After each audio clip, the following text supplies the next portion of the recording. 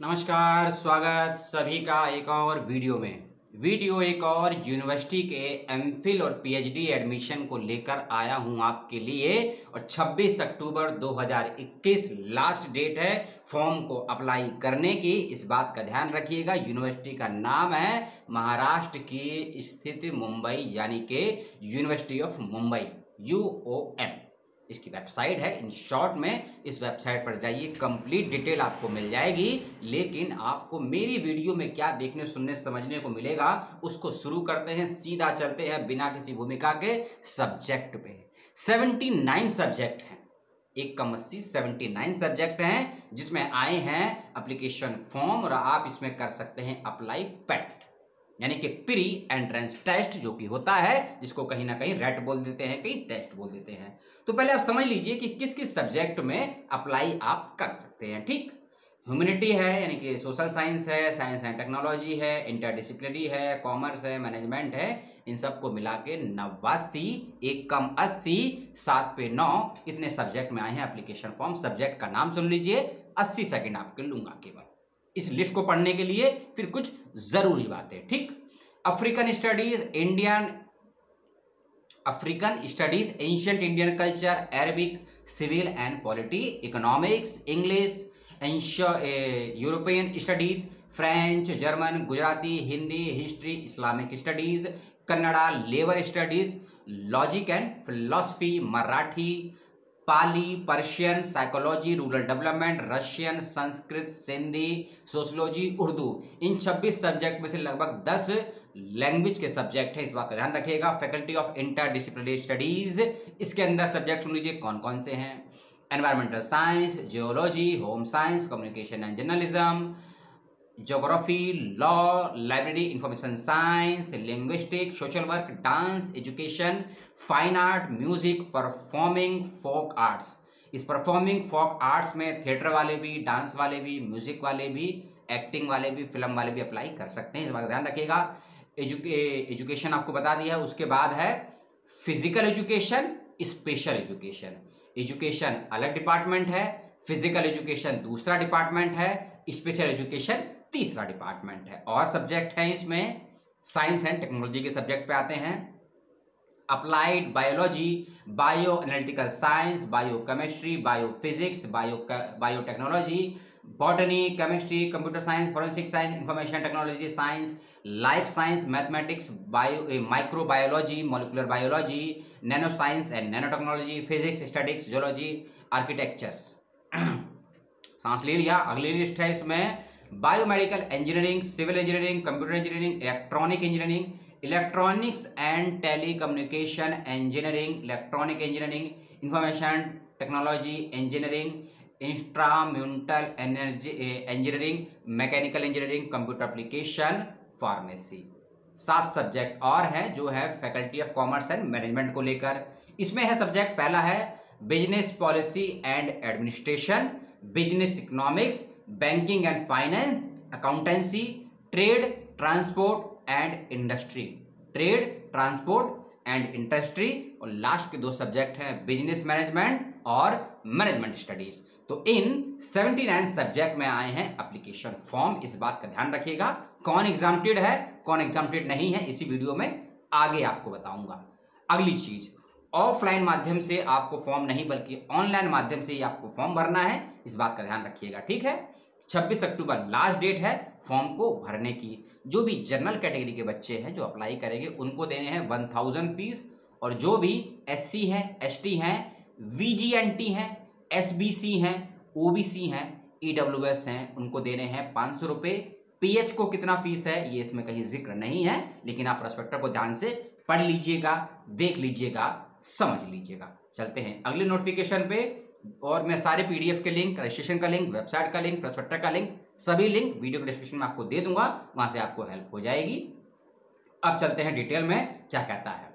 PAT आपको देना है, सभी को देना है। और हाँ, एमफिल और PhD दोनों के लिए फॉर्म आए हैं, मैं बताना भूल गया था। ओनली PhD नहीं है, एमफिल भी है। तो चाहे तो एमफिल के लिए अप्लाई कर सकते हैं, चाहे तो PhD के लिए, चाहे तो एमफिल PhD दोनों के लिए अप्लाई कर सकते हैं। नंबर ऑफ परसेंटेज MM में कितना होना चाहिए।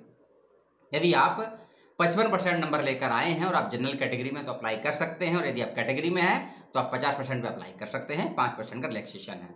यदि आप पीएचडी में अप्लाई करते हैं और आप यदि एमफिल का कोर्स वर्क कर चुके हैं या एमफिल कंप्लीट कर चुके हैं तो इस कंडीशन में आपको पीएचडी की प्रवेश परीक्षा नहीं देनी होगी, आपको छूट प्राप्त है। ठीक, एक और बात, इस यूनिवर्सिटी का प्रावधान है, इसका नॉर्म्स नंबर मैं आपको बता दूंगा, हाईलाइट भी कर दूंगा।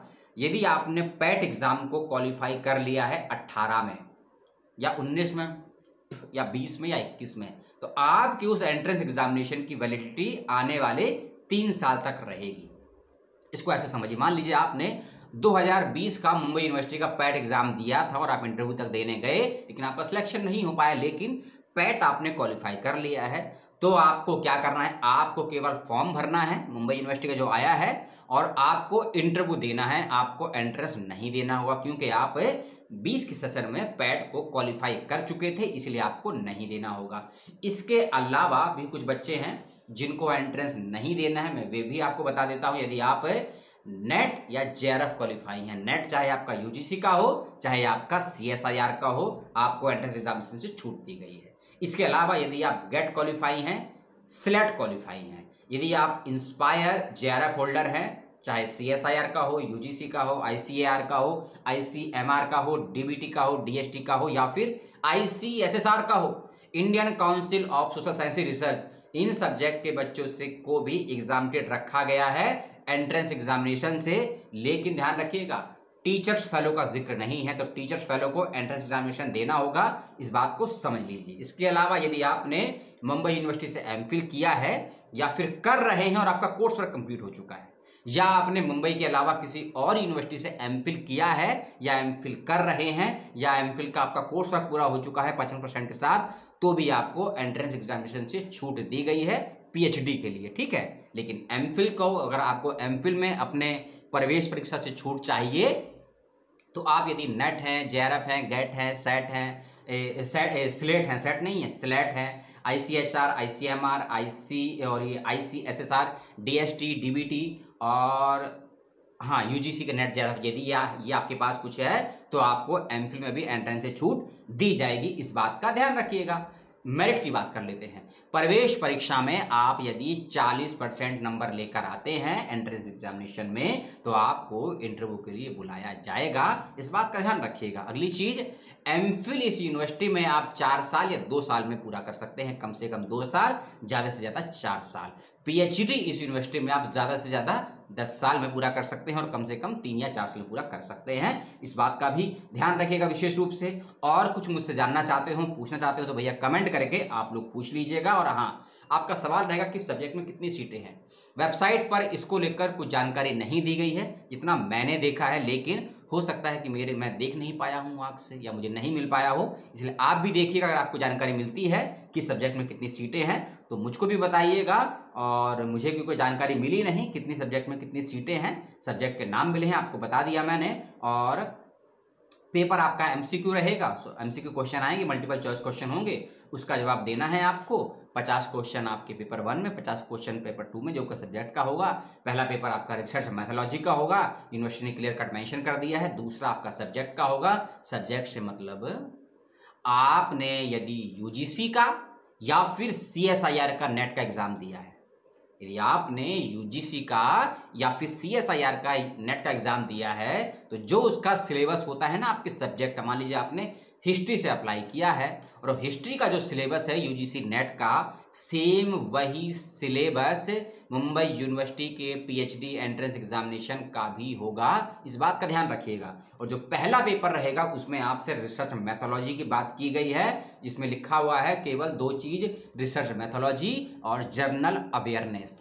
आईसीटी होगा नहीं होगा नहीं पूछा है, टीचिंग एप्टीट्यूड होगा नहीं होगा नहीं इसमें लिखा है, इसलिए 2 शब्द लिखे हैं, रिसर्च मैथोलॉजी और जर्नल अवेयरनेस, पीएचडी पेपर 1 के पाठ्यक्रम में, इस बात का ध्यान रखिएगा। और सेकंड पेपर आपका सब्जेक्ट स्पेसिफाई होगा, 50 क्वेश्चन रहेंगे पहले में, 50 दूसरे में, और दोनों ही पेपरों को क्वालिफाई करना मैंडेटरी है।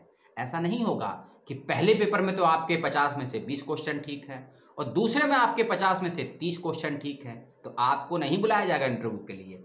जो 50% का क्राइटेरिया रखा गया है और 50 का 50% होता है 25 क्वेश्चन, यदि आपके दोनों ही पेपरों में 25 या उससे ज़्यादा क्वेश्चन सही हैं, उसी कंडीशन में आपको इंटरव्यू के लिए बुलाया जाएगा मुंबई यूनिवर्सिटी में। चाहे एमफिल का इंटरव्यू हो आपका, चाहे आपका पीएचडी का इंटरव्यू हो, इस बात का ध्यान रखिएगा। एग्जाम ऑनलाइन होगा या ऑफलाइन होगा, इसको लेकर अभी कुछ जानकारी नहीं है वेबसाइट पर और प्रोस्पेक्टर में, इस बात का ध्यान रखिएगा। 26 अक्टूबर 2021 से पहले फॉर्म भर दीजिएगा। 1000 और 500 रुपये फीस है। 79 सब्जेक्ट हैं। स्टेट यूनिवर्सिटी, क्योंकि आप सभी जानते हैं महाराष्ट्र में एक ही सेंट्रल यूनिवर्सिटी है, महात्मा गांधी अंतर्राष्ट्रीय हिंदी विश्वविद्यालय। इसके अलावा सभी प्राइवेट या स्टेट यूनिवर्सिटी हैं, तो इसीलिए मुंबई यूनिवर्सिटी एक स्टेट यूनिवर्सिटी है, लेकिन बहुत पुरानी यूनिवर्सिटी है, नामी यूनिवर्सिटी है, अपने रिसर्च और अपने काम के लिए विश्व में जानी जाती है। उसका इतिहास तो बहुत बेहतरीन है। आप इसकी वेबसाइट पर जाकर देखेंगे भी, समझेंगे भी, पढ़ेंगे भी। वीडियो आपने देख लिया, 11 मिनट आपने दे दिए, मेरी बकवास को आपने बर्दाश्त कर लिया। अपने सवालों को भेज दीजिएगा, लाइक और डिसलाइक को भेज दीजिएगा। नेक्स्ट वीडियो का वेट कीजिएगा, किसी और अपडेट के साथ आपसे मिलूंगा बहुत जल्दी। तब तक के लिए जय हिंद, जय भारत, सलाम।